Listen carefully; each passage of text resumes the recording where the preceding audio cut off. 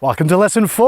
All right, so a new note again, the note C. Before we do that though, we're going to learn another new piece of theory, and that's 2/4 time. Up to this point we've been playing in 4/4, which means we've had 4 beats in a bar. Now we have 2 beats in a bar. 2/4 is very similar to 4/4, so I think you won't have too much trouble with that one. All right, so C is just the middle finger of our left hand. And then we're going to be doing our tone exercise. And as ever, we're trying to push for a very, very long tone. And you really want to make sure you repeat that. Every time you practice, repeat it again and again. Okay, then after that, we've got our exercises. Again, incorporating C and incorporating 2/4 time as well. And finally, we've got some practice tips. And this time, we're talking about how you practice when you make some mistakes. How do I get rid of those mistakes? What's a systematic way of practicing? Look, this is a really good time for me to tell you too, that the more often you practice, the better you're gonna get. It's very, very important. I've said this in one of the practice tips before, but just keep in mind that practicing is very, very much like training for sport. You wanna do it again and again to build your strength, day by day, if possible. Okay, let's get at lesson 4.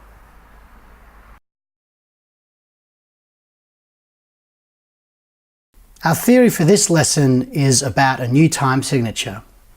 Now the time signature we've been using up to this point is 4/4, which is 4 crotchet beats in a bar. But now I've got a new time signature, 2/4, and this means there are 2 crotchet beats per bar. It's pretty similar to 4/4, but it does mean that the emphasis is on the first beat of each bar, so it does have a different feel. Usually a march is written in 2/4.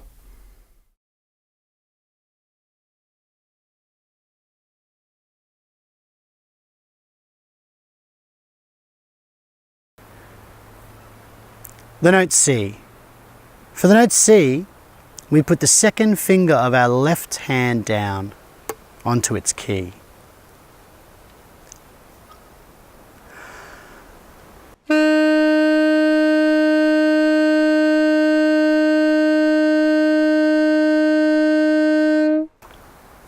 The note C.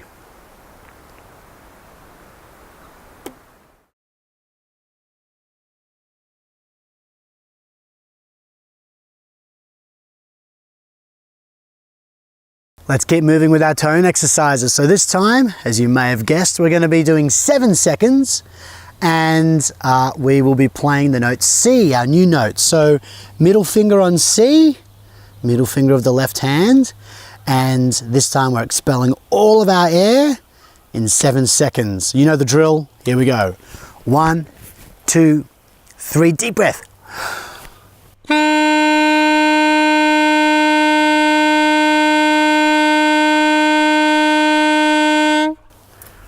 Whew. Can you do it? Hope so. All right, let's do it again. Same thing. 1, 2, 3, deep breath.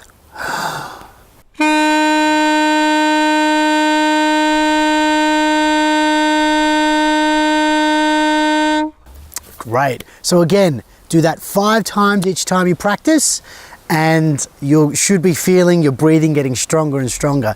Now, let's say that you are finding this pretty easy to do. That's great, that's awesome. What I want you to focus on doing is keeping your note as still as possible. Try and make it so the note doesn't waver and move around, but rather it stays nice and still, just like you can hear the note that I'm playing.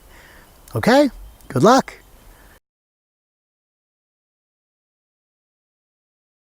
Okay, let's start with our sight reading from lesson 3, In the Silver Moonlight. Okay, here we go. 1, 2, 3, and...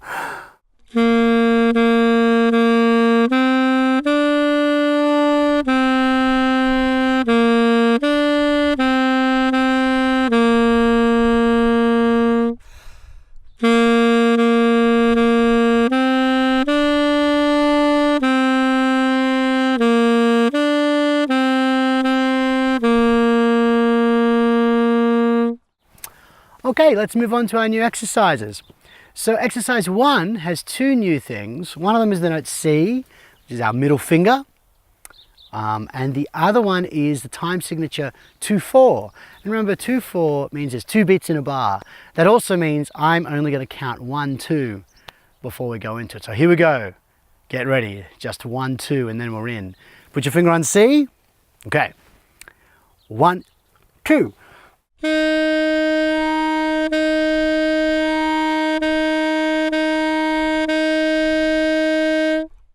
You should be able to do that all in one breath.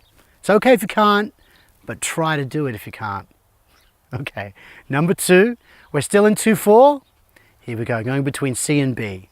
1, 2, 3, and 4.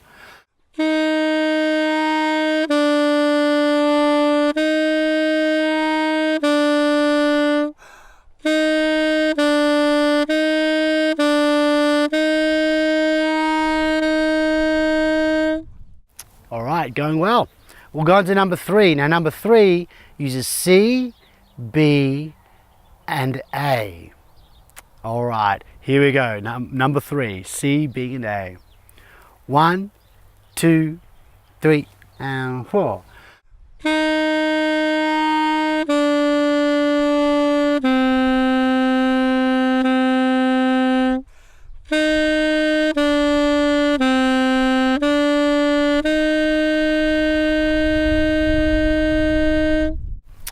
Awesome. All right, and the last one for this video, and then in the next video we'll move on to the other exercises. Number 4. And now we're using all the notes we've learnt so far, C, B, A, and G. Here we go. I'm going to count us in 4 beats. 1, 2, 3, and 4.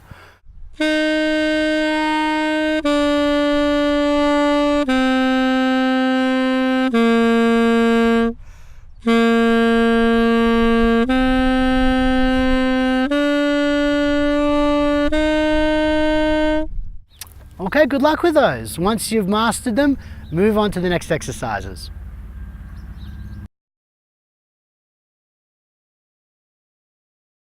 All right, so for number 5, watch out. There's some rests in here. And remember, our rests firstly go for 1 beat rest, for the crotchet rest. And secondly, we've got the minim rest, which goes for 2 beats rest. So watch out for that. So I'll play a slow version of this first, and then we'll try a faster version. Here we go. 1, 2, 3, and 4. Rest, rest.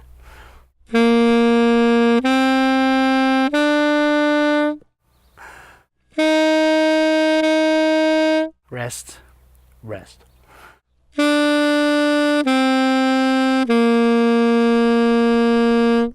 Okay, and let's try a faster version. Here we go. 1, 2, 3, and 4.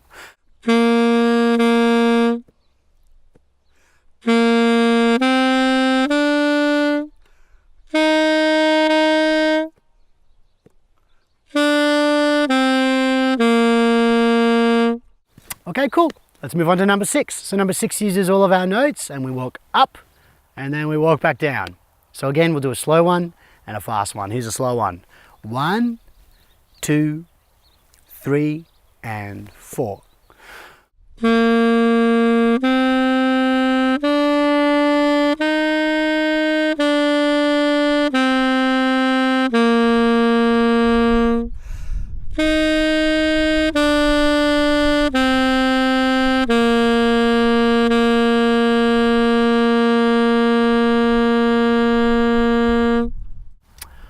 Okay, and let's try that a little faster. 1, 2, 3, and 4.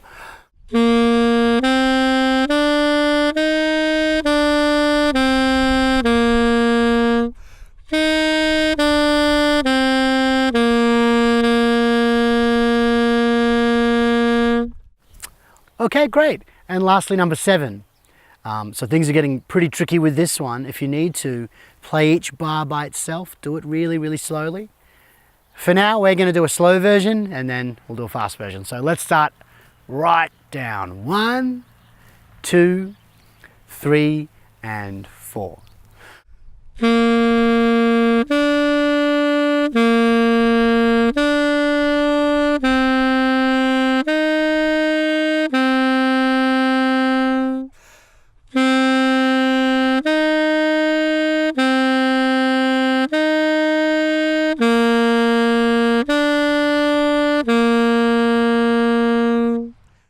Okay, and if you can play that confidently, Play along with me now with the fast version. 1, 2, 3, and 4.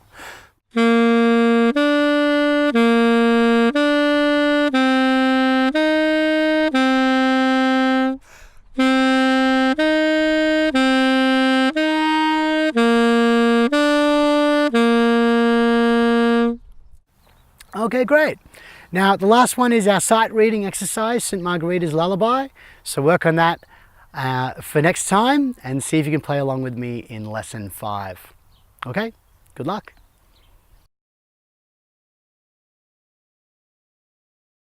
In this video, we're going to talk about an efficient way of practicing individual exercises. So up to this point, maybe when you practice something, a song, an exercise, you start from the beginning, you play through to the end, you make a few mistakes and you go, well, I made a few mistakes, better try that again. Start again, go to the end, I made some mistakes, you try it again. But the problem with doing this is that often we start to reinforce the mistake. We keep making the same mistake again and again, and we actually start to reinforce that rather than the correct thing. So what we want to do when we're practicing is keep in mind 3 iron rules of good practice technique. The first one is to play slowly. Now this one is probably an obvious one, but slow things down. If you make a single mistake, there is probably a speed you can go at that's slow enough to make sure you play it perfectly. Okay, the second one is break it up into small sections. So that means if we've got an entire exercise which goes 4 bars long, or an entire piece that goes 400 bars long, we can just break it down into small digestible sections. If we need to, just 2 notes or just 1 note, if that's the bit where we're having trouble. All right, and the third thing is repetition. Once we've slowed it down, once we've broken it into small sections, we want to repeat it many, many, many times until we don't make that mistake again. I usually like to make sure that I've repeated something 5 to 10 times in a row without a single mistake before telling myself, yes, I've got it. All right, so let's take an example. Let's take exercise 7 from lesson 4. So firstly, we play through the exercise and we make a mistake in the 3rd bar.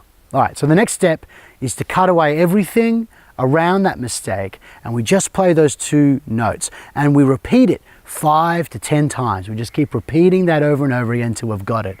Okay, step 3, we add a little bit more on. We're not playing the entire exercise straight away. We're just going to add on a little bit more, and then as long as that is good, we play that 5 to 10 times and it feels good. Then finally, in the final step, we add on the rest and we play the entire thing. And hopefully by this stage, we've done this right and we're not going to make that mistake again. Now, if you're patient with yourself and if you really think about using a technique like this, you can far more quickly and far more effectively learn your pieces and play them perfectly.